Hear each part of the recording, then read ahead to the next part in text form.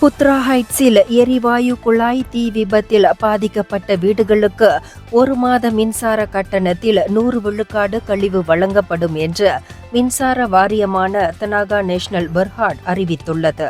March மாதம் மின் கட்டணத்தின் அடிப்படையில் இந்த கழிவு வழங்கப்படும் என்றும் ஏப்ரல் மாதத்திற்கான மின்சார கட்டணத்தில் நேரடியாக வரவு வைக்கப்படும் என்றும் தனாகா நேஷனல் அறிக்கையில் தெரிவித்தது.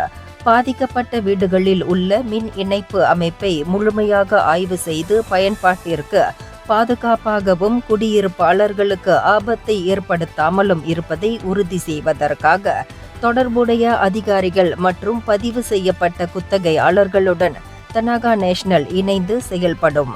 பாதிக்கப்பட்ட வாடிக்கையாளர்களை தனாகா நேஷனல் அதிகாரிகள் நேரடியாக தொடர்பு கொண்டு தேவையான ஆதரவையும் வழிகாட்டுதலையும் வழங்குவார்கள் என்று அந்த அறிக்கையில் கூறப்பட்டுள்ளது. இந்தியர்களின் இதய குரல் மக்களோசை.